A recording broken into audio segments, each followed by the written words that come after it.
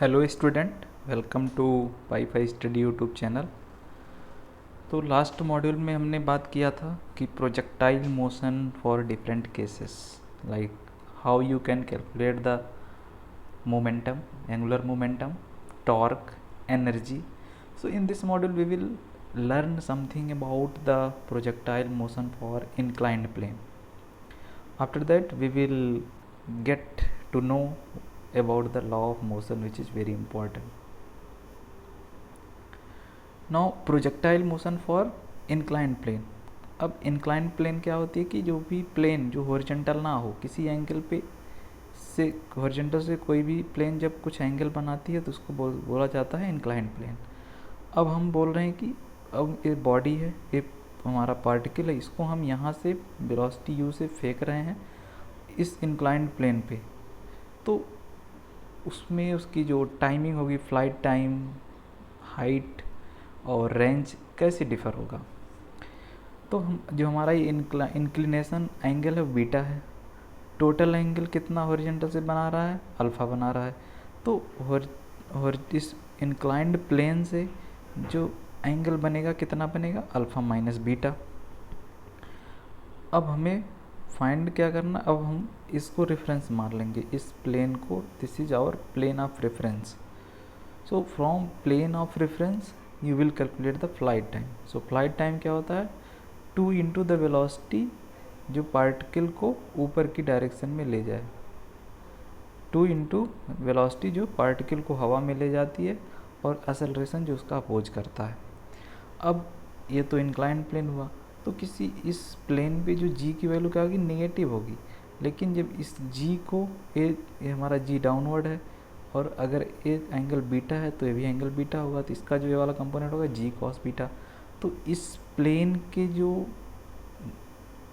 Perpendicular component जी का है वो जी ग्रेविटी कंपोनेंट है, जी कॉस बीटा है. और जो एंगल किस एंगल से बॉडी प्रोजेक्ट किया जा रहा है, हमने अब रेफरेंस इसको मान लिया, तो अल्फ़ा माइनस बीटा. तो 2 into u sine alpha minus beta divide by g cos beta. ना हाइट कैसे निकालेंगे, height same pattern, h is equal to जैसे पिछले केस में निकाले थे, u square sine square alpha minus beta by 2g cos beta. अब range की बात होती है, रेंज कैसे निकालेंगे. रेंज में क्या होता है कि आप इस बॉडी यू से आपने इसको प्रोजेक्ट किया, तो टाइम t लग रहा है यहाँ से इधर जाने में, इस अलॉन्ग दिस यहाँ से u से आपने प्रोजेक्ट किया, फिर आफ्टर टाइम t ये फिर आके इसी प्लेन पे गिरता है. Now u cos alpha minus beta into t minus half g sine beta into t square from the second equation of motion. अब इसको हम सॉल्व करेंगे तो क्या मिलेगा, u square sine 2 alpha minus beta minus sine beta by g cos square beta. अब maximum range कितनी होगी हमें ये निकालना है. So for maximum range this sin 2 alpha minus beta is equal to 1. So 2 alpha minus beta is equal to 90, alpha is equal to 90 plus beta by 2.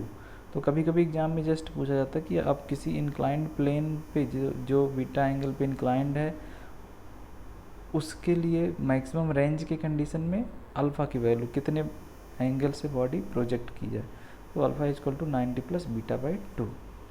अब flight time हमने देख लिया, रेंज देख लिया.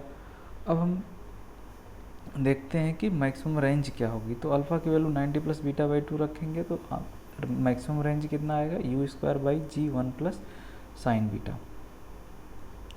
नाउ अब पिछले केस हमने क्या देखा, हमारा बीटा जो था हमने यहाँ से मेजर किया, पॉजिटिव था. अब हम बीटा को नेगेटिव लेते हैं और अल्फ़ा हम बॉडी को इधर से फेंकते हैं, इधर से यू वेलोसिटी से फेंकते हैं. तो जो टोटल एंगल होगा, ये वाला एंगल ये नेगेटिव था, ये वो था पॉजिटिव था. अब बीटा जब नेगेटिव हो जाएगा तो टी इक्वल टू क्या हो जाएगा, 2u sine alpha plus beta by g cos beta. H क्या हो जाएगा, u square sine square alpha plus beta upon 2g cos beta. R range क्या होगा, u square sine 2 alpha plus beta plus sine beta upon g cos square beta. तो इस case में alpha की value क्या होगी फॉर मैक्सिमम रेंज के लिए, 45 माइनस बीटा बाई 2. तो मैक्सिमम रेंज कितना हो जाएगा, R maximum equal to u square by g 1 minus sine beta. अब हम इसमें देखते हैं कि एक न्यूमेरिकल क्वेश्चन सॉल्व करते हैं।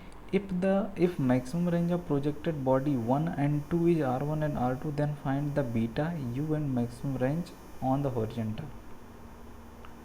तो हमने दो बॉडी लिया, एक बॉडी यहाँ एक बॉडी यहाँ पे, इसको भी प्रोजेक्ट किया u वेलोसिटी से, इसको भी u वेलोसिटी से प्रोजेक्ट किया, तो इसकी रेंज r1 है, इसकी रेंज r2, दोनों मैक्सिमम रेंज है ना। हमने मैक्सिमम रेंज के केस में क्या देखा था, r1 equal to u square plus g 1 plus sine beta, जब बॉडी यहाँ से फेंकी जाती थी।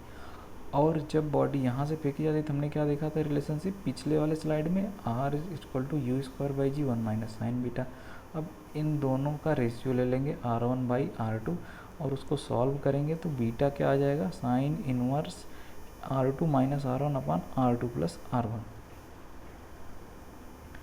अब हमें क्या करना है कि हमने 1 by r1 upon 1 by r2 किया, तो हमें क्या मिल गया, यहाँ से u मिल जाएगा, क्योंकि 1 अपान r1 प्लस 1 अपान r2 करेंगे तो बीटा वाला टर्म कैंसिल हो जाएगा और हमें मिल जाएगा जो वेलोसिटी u होती है in terms of range, maximum range.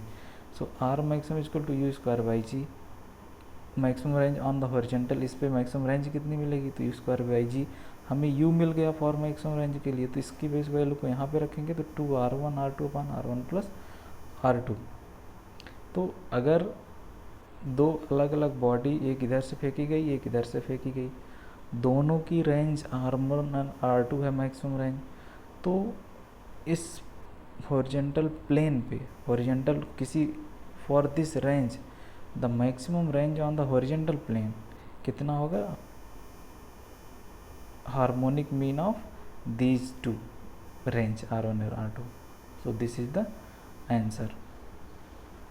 Now if projected body strike on plane speed v1 and v2, then find angle of projection u कितना होगा, दो चीज़ हमें फाइंड करना है। तो हमें यहाँ पे दिया क्या है कि यहाँ से u वेलोसिटी से फेंका गया, यहाँ पे टकराने के बाद v1 आ गया, इधर से ये वाला फेंका गया, यहाँ टकराने के बाद v2 आ गया मैक्सिमम रेंज के कंडीशन में। तो हम पहले ये वाली बॉडी को देखते हैं। तो इस वाली बॉडी के केस में वेलोसिटी u थी, तो इधर जो हाइट h होगी तो v1 square equal to u square minus 2gh। अब यू स्क्वायर माइनस 2gh का हम लिख लेंगे जो हाइट क्या होगा, u square g 1 plus sine beta into sine beta, क्योंकि अब हमें ये वाला कंपोनेंट लेना है। नाउ इसको सिंप्लीफाई करेंगे तो हमें ऐसा मिल जाएगा। Now in a similar manner you can write this v1 equal to u 1 minus sine beta 1 plus sine beta root over में। सिमिलरली v2 कितना लिख सकते हैं, u 1 plus sine beta upon 1 minus sine beta का root over, क्योंकि just sine opposite होगा, क्योंकि एक को इधर से फेंका जा रहा है दूसरे को ऊपर से फेंका जा रहा है। तो v1 और v2 को मल्टीप्लाई करेंगे तो क्या हो जाएगा, u square. So u equal to क्या होगा, root over v1 into v1 into v2। तो अगर आपको कोई बॉडी इधर से फेंकी गई, यहाँ जाके गिरती है, v1 स्पीड हो जाती है, और इसको यहाँ से फेंकी जाती है, यहाँ पे स्पीड v2 हो जाती है आफ्टर जो इस स्पीड से यहाँ पे टकराती है v1 और v2। तो इनिशियल वेलोसिटी आप निकाल सकते हैं for the maximum range, that is the geometric mean of the striking velocity. अब दोनों का रेशियो लेंगे, तो रेशियो लेने के बाद हमें बीटा की वैल्यू निकाल सकते हैं हम, sine inverse b2 minus b1 अपान b2 प्लस b1। अब एक और इसमें बहुत इंटरेस्टिंग चीज़ देखते हैं कि एक इंक्लाइंड प्लेन था, तो हमने क्या किया, अब यहाँ से हम नहीं फेंक रहे हैं, अब हम हाइट h से बॉल को इधर से फेंके और यहाँ पे जाके टकरा गया। तो हमें बताना है कि यहाँ पे कितने वेलोसिटी से फेंकें कि यहाँ पे जाके वो जब टकराए तो वेलोसिटी 0 हो जाए। तो वेलोसिटी इसके केस में क्या होगा, v cos, अब अगर इसका जो हम फर्स्ट इक्वेशन ऑफ मोशन में लिखेंगे तो जो टकराने के बाद वेलोसिटी क्या हो जा रही है, यहाँ पे 0 हो जा रही है। तो v cos alpha minus g sine alpha t equal to 0, तो t मिल गया। अब from the second equation of motion h cos अल्फा is equal to v sine alpha into t plus half g cos alpha t square. अब इसमें T की value यहाँ पे पुट करेंगे तो एच की वैल्यू क्या मिल जाएगा, h v square by g 1 plus cot square alpha by 2। तो हमें अल्फ़ा पता है, वी पता चल जाएगा, तो हम निकाल सकते हैं हाइट कितनी है। तो कोलिजन टाइम हमने यहाँ से निकाल लिया। नाउ अब हमने एच निकाल लिया, अब वी निकालने के लिए क्या करते हैं, वी इक्वल टू क्या होगा, √2g h by 2 plus cos square alpha, इतना। ये हमारी क्या हो जाएगी, स्पीड हो जाएगी। स्पीड कैसे होगी, क्योंकि हाइट हमें पता था, इतने हाइट से हमने फेंका, तो हमने अगर हाइट पता तो वी निकाल लेंगे, और अगर वी पता है तो हाइट निकाल लेंगे for the given equation. Now the very important part of the basic concept of physics comes now, it is the kinetics of body. So what is the kinetic of body, that is the when we consider the motion of any particles with the cause of force, then this is the kinetic of body. So what are the some quantity which will create the motion, like force हमेशा motion create करता है, तो force क्या हो, fundamental हो गया। rational quantity can be also fundamental, but if irrational है तो फंडामेंटल नहीं होगा। जैसे 1 newton equal to 1 kg meter पर सेकेंड स्क्वायर है तो ये फंडामेंटल, लेकिन 1 calorie equal to 4.18 kg meter square by second square, तो यह फंडामेंटल नहीं है। अब फोर्स दो टाइप के होते हैं नॉर्मली। पहला क्या होता है, इंटरेक्शन फोर्स, दो बॉडी के बीच में कितना इंटरेक्शन हो रहा है उसके बीच का जो फोर्स होता है। और एक फोर्स होता है कांटेक्ट फोर्स, जैसे कोई बॉडी किसी भी सरफेस के कांटेक्ट में आए तो उस पर कांटेक्ट फोर्स आ जाएगा। अब कांटेक्ट फोर्स भी 3 टाइप का होता है। अगर कोई बॉडी किसी दूसरे बॉडी से किसी पॉइंट पे अटैच है और वो रोटेट हो सकती है इधर उधर, दैट इज कॉल्ड पाइवोट। तो पाइवोट मतलब किसी बॉडी, जैसे खिड़की होती है, खिड़की को हमने फ्रेम से लटका दिया और उसको हम खोलेंगे बंद करेंगे, तो जो खिड़की से वो किसी स्क्रू या फिर और भी जो उसके स्क्रू होल्डर होते हैं उसके माध्यम से वो कांटेक्ट होती है, तो उसको हम पाइवोट कर सकते हैं, मतलब आगे पीछे दरवाजे को कर सकते हैं। That is called the pivot force, pivot contact. Tangential constant क्या होता है, जैसे कोई बॉडी किसी सरफेस पे जा रही है तो सरफेस खुरदुरा है या वो सरफेस पूरा प्लेन है, तो उसके बीच जो होगा फ्रिक्शन डेवलप होगा, that is called the tangential contact. ना नॉर्मल कांटेक्ट क्या होता है, जैसे आप कहीं किसी जगह खड़े हैं, आप खड़े इसलिए हैं क्योंकि आपका जितना वेट है उसके वेट के बराबर आप अगेंस्ट ग्रेविटी एक फोर्स लग रहा है along the upward direction, due to which you are standing on some plane, that is called the normal contact. अब जो ये नॉर्मल फोर्स होता है उसके लिए क्या ज़रूरी होता है, नॉर्मल फोर्स कब डेवलप होगा, तो कोई भी बॉडी, जैसे हमने यहाँ पे एक बात किया, एक प्रकार की ये रॉड रखी गई है या लकड़ी का कोई ब्लॉक है लंबा सा, यह इस प्लेन को और इस प्लेन को 2 पॉइंट पे टच कर रहा है, तो इस पॉइंट के परपेंडिकुलर नॉर्मल फोर्स जनरेट होगा, इस पॉइंट के परपेंडिकुलर नॉर्मल फोर्स जनरेट होगा। अगर इस ब्लॉक को हमने ऐसा रख दिया तो यह ब्लॉक जिस पॉइंट पे टच करता है उसके एक नॉर्मल फोर्स जनरेट होगा, नॉर्मल, और यहाँ पॉइंट पे इस पॉइंट पे यह इस ग्राउंड को टच करता तो यहाँ भी एक नॉर्मल फोर्स जनरेट होगा। अब यहाँ पे एक बॉल हमने रख दी, तो बॉल यहाँ पे कितने पॉइंट पे टच कर रहा है, 1 और 2, तो नॉर्मल फोर्स कितना होगा, N1 एंड N2।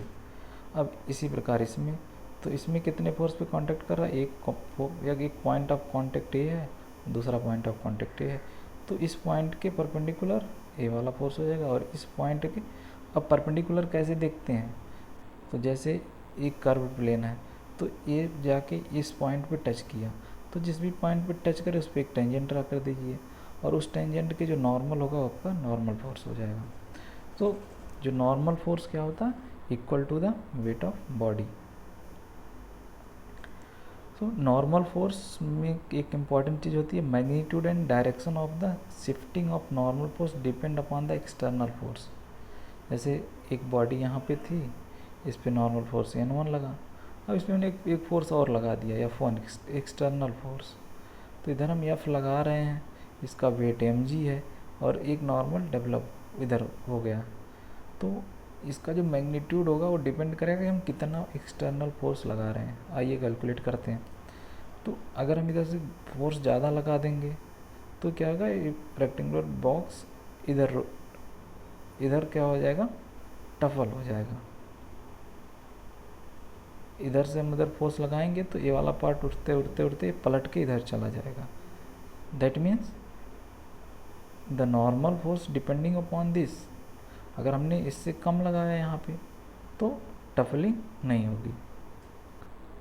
तो हम एक कंडीशन देखते हैं फॉर जस्ट टफल, कि हम कितना फोर्स लगाएं कि यह इधर से लेके इधर उलट जाए, हम इधर से इधर ट्रफल हो जाए।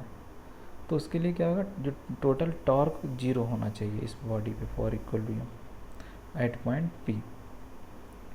तो अब हम टॉर्क 0 करने के लिए क्या करते हैं, टॉर्क P पॉइंट पे हमने 0 कर दिया, तो इसके करस्पॉन्डिंग इस पॉइंट हम देखते हैं तो F into this distance F into h minus this mg into b/2 equal to 0, तो F equal to mg b/2h। अगर हम फोर्स को इस मैग्नीट्यूड से लगाते हैं तो केवल टफल होगा, लेकिन अब हम सोच रहे हैं कि इधर हमने फोर्स लगाया, इतना फोर्स लगाएंगे तो वह टफलिंग के कंडीशन में आ जाएगा। लेकिन अगर हमारा force F is greater than mg b/2h है, इसका मतलब ये बॉडी, ये जो रेक्टेंगुलर आपका ब्लॉक है पूरा उलट गया, पूरा टफल हो गया। नाउ एक क्वेश्चन ऐसा कुछ सॉल्व करते हैं कि ये दो बॉडी हैं, दोनों का वेट 10 kg है, रेक्टेंगुलर कोई ब्लॉक है लकड़ी का। अब हमने इधर फोर्स F2 लगाया और ये 40 सेंटीमीटर इसकी लेंथ है और हाइट है, इसकी क्या है, लेंथ है 10 सेंटीमीटर और हाइट 40 सेंटीमीटर। इधर भी फोर्स F1 लगाया, तो इधर इस केस में F1 क्या होगा, इस वाले फार्मूले से कैलकुलेट करेंगे mg b/2h, तो mg b/2h F1 क्या आ जाएगा 12.5 न्यूटन आ जाएगा। फिर F2 क्या है, mg b/2h से 200 न्यूटन आ जाएगा। मतलब कि इसको जस्ट फॉर टफल आपको इसमें कितना फोर्स लगाना पड़ रहा, 200 न्यूटन का लगाना पड़ रहा, और इसके टफलिंग के लिए कितना फोर्स लगाना पड़, 12.5, मतलब बहुत ही कम फोर्स यहाँ पे आप लगाएंगे तो ये ब्लॉक इधर उलट जाएगा। तो कितना फोर्स लगाएंगे, क्योंकि physics is all about the real things. अभी आप रियल में किसी सड़क पे जा रहे हैं, वहाँ पे कोई लकड़ी का टुकड़ा रखा, ये कैसे रखा गया और ये कैसे रखा गया, तो आपको पता लगाना, आपकी स्ट्रेंथ क्या कि आप 10 न्यूटन से ज़्यादा नहीं लगा सकते, किसी की स्ट्रेंथ है वो 50 न्यूटन से ज़्यादा फोर्स लगा सकता है। तो आप अगर इस पे लगाएंगे 10 न्यूटन का तो वो टच से मस नहीं होगा, वो हिलेगा ही नहीं। लेकिन आप जैसे ही जो 50 न्यूटन वाला आदमी है उससे बोलेंगे तो जैसे फोर्स लगाएगा उलट जाएगा। So the practical application of physics in a real life comes in that way. So learn the physics to know the what are the exact things going to happen and how you can easy your problem। अब जैसे यहाँ पे तो 10 kg था, लेकिन अगर 1 quintal का कोई लकड़ी का टुकड़ा सड़क पे है, आपको उसको कितना फोर्स लगाना चाहिए। तो आपने क्या किया, आपने कुछ कैलकुलेशन नहीं किया, आपने जा कर के क्रेन बुलाए और इसको हटवा दिए। अब क्रेन का कॉस्ट ज़्यादा होगा और वो ज़्यादा पैसे लेगी, तो आपने फिज़िक्स को समझा नहीं। और एक किसी आदमी है जो फिज़िक्स को, जिसका नॉलेज है, उसने क्या किया, जस्ट 1 क्विंटल के लिए कितना फोर्स चाहिए उसने कैलकुलेट कर लिया और उसको लगा कि क्रेन की ज़रूरत ही नहीं है, 10 आदमी को बुलाओ और इधर से फोर्स लगवा दो, अपने आप टफल हो जाएगी। इस पॉइंट से इधर हम 10 आदमी फोर्स लगाएंगे तो ये उलट करके दूसरी जगह चली जाएगी। तो उसने क्या किया, फिजिक्स का यूज करके इस प्रॉब्लम को आसान कर दिया। सो physics is a problem solving subject. Now अगर फ्रिक्शन फोर्स डेवलप हो रहा तो फ्रिक्शन फोर्स के लिए क्या होना चाहिए, mu mg greater than mg b/2h। So mu और is greater than b/2h, coefficient of friction. So friction coefficient always greater than b/2h, जिससे कि बॉडी जो है ट्रफलिंग ना हो.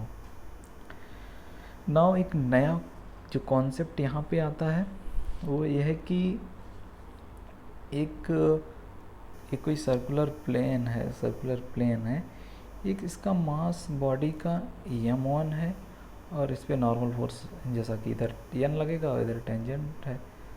तो इसमें ये बताना है कि इस बॉडी के केस में इसको हमने क्या बोला है कि इक्विलिब्रियम के केस में कि इसका जो सेंटर ऑफ मास है, नो सेंटर ऑफ मास नहीं, यहाँ पे हमने इसको जस्ट ऐसे सवाल देखते हैं कि जो इसका नॉर्मल फोर्स कितना आ जाएगा mg cos थीटा,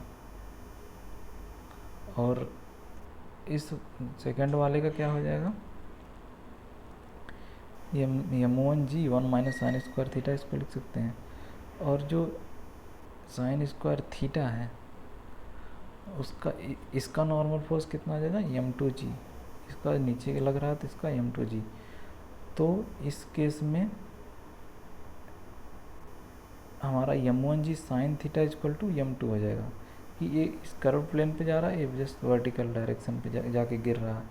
तो इस वाले का m1g sine theta equal to इसका m2g के बराबर हो जाएगा. तो theta equal to sine inverse m2/m1 हो जाएगा. अब नॉर्मल फोर्स हम निकाल सकते हैं क्योंकि हमें थीटा की वैल्यू इधर से पता हो गई. तो अगर m1 m2 की वैल्यू पता है तो हम ये नॉर्मल फोर्स की वैल्यू निकाल सकते हैं.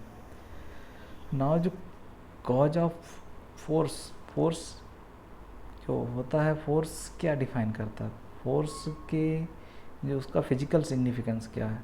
तो जो फर्स्ट लॉ ऑफ मोशन है, that is define what is the cause of force. So if you know the cause of force, then you can know the first law of motion or Newton's first law. Now अगर कोई body है उस पर आप force लगा रहे हैं तो उसकी जो रेजिस्टिविटी प्रॉपर्टी है, that is the cause of force, that will oppose the state of the motion. तो इसको हम क्या मेजर करते हैं कि टाइम लैग के साथ मेजर करते हैं. जैसे आपने किसी बॉडी को फोर्स लगा रहे हैं तो वह तब तक एक रेस्ट के कंडीशन में रहेगी जब तक वह उस चीज़ को बेयर कर पाती है. तो रेजिस्टिविटी जो प्रॉपर्टी होती है वो इनर्शिया को डेवलप करती है. इनर्शिया दो टाइप की होती है. इनर्शिया मतलब कि अगर आप कोई बॉडी चल रही है तो चलना चाहती है, कोई बॉडी रुकी है तो वह रुकना चाहती है. This is called the inertia. तो इनर्शिया ऑफ रेस्ट क्या होता है, state of body from rest to motion under the external force. Like कोई बॉडी जा रही है, मोशन में है, उस पर अपने एक्सटर्नल फोर्स लगा के उसको रोकना चाह रहे हैं आप. So this is called the inertia of rest.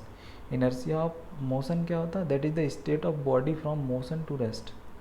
मतलब अंडर द एक्सटर्नल फोर्स, अपने चलती हुई गाड़ी को फोर्स लगा के रोक दिया, that is the inertia of motion.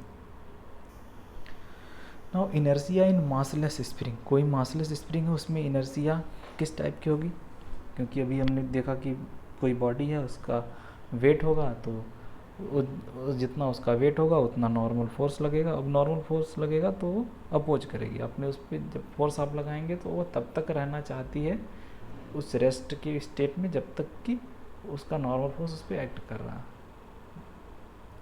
लेकिन अगर मासलेस स्प्रिंग की बात करें कि स्प्रिंग जो है उसकी स्प्रिंग वेट ही नहीं है, तो मासलेस स्प्रिंग के केस में क्या होगा, इनर्शिया ऑफ ज्योमेट्री आएगी, this one. And inertia of direction जो होगा यूनिफॉर्म सर्कुलर डायरेक्शन. नाउ अगर किसी भी बॉडी का कुछ की पॉइंट है, अगर किसी भी बॉडी का मास ज़्यादा है तो मोर इनर्शिया होगी और वो डैमेज भी ज़्यादा होगी. लेस मास है, less inertia, less damage. Inertia with contact area, more contact area, less inertia, less contact area, more inertia. Inertia with contact time. अब less contact time, less inertia, मतलब किसी भी बॉडी पे आप कम टाइम तक force लगाएंगे तो कम डैमेज होगी, लेस इनर्शिया. और ज़्यादा टाइम तक उस पर फोर्स लगाएंगे तो मोर ज़्यादा इनर्शिया की ज़रूरत होगी और वो जल्दी डैमेज होगी। अब सेकेंड लॉ ऑफ मोशन की बात करते हैं, जो न्यूटन का सेकंड लॉ है उसकी बात करते हैं। इसमें क्या है कि क्वांटिटी, कोई भी बॉडी जो होती है उसकी क्वांटिटी ऑफ मोशन को हम डिनोट करते हैं मोमेंटम से, m into V. So momentum is equal to m into V, this is the vector quantity. Now force क्या होता है, rate of change of momentum, F is equal to delta P by delta T. अब इसको लिख भी सकते हैं P F minus P I by delta T, मतलब momentum initial minus momentum final minus momentum initial divide by delta T, आपका force हो गया। अब इस फोर्स को हम कैसे यूज करेंगे, इसका मोशन में हम कैसे यूज करेंगे, इक्विलिब्रियम में कैसे यूज करेंगे, that things we will know in the next slide. So revise more and more for the new and better concept. So thank you very much.